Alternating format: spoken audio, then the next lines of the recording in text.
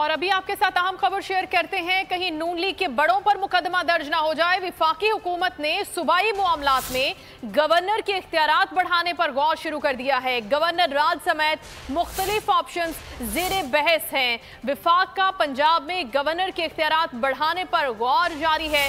नून league के बड़ों पर कहीं मुकदमा दर्ज ना हो जाएं, इस खदशे के पेश नजर अब ये गौर करना शुरू कर दिया गया है। गवर्नर राज समेत मुख्तलिफ ऑप्शन इस वक्त जेर बहस है। ब्यूरो चीफ इस्लामाबाद सिद्दीक जान हमारे साथ मौजूद हैं। इस खबर से मुतालिक मजीद उनसे जानते हैं। जी सिद्दीक।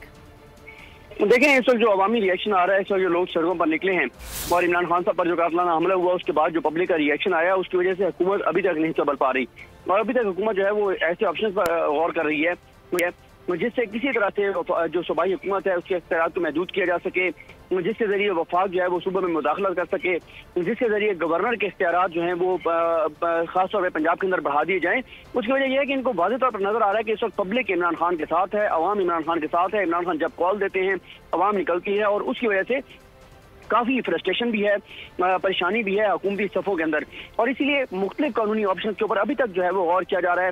बावजूद इसके कि आज आपने देखा कि इमरान खान साहब ने अपना लॉन्ग मार्च जो है वो कुछ दिन के लिए मौखर किया है, लेकिन उसके बावजूद वफाकी हुकूमत अभी तक इस बात पर गौर कर रही है कि किसी तरह से कोई ऐसे इक़दाम किए जाएं, क्योंकि इसमें एक मामला ये भी है कि कुछ अहम शख्सियात जिनका तल्लुक मुस्लिम लीग नून के साथ है, हुक्मरान जमात के साथ है, उनकी पंजाब में गिरफ्तारियां मुतवक्के हैं। तो उसके लिए भी ये कोशिश कर रहे हैं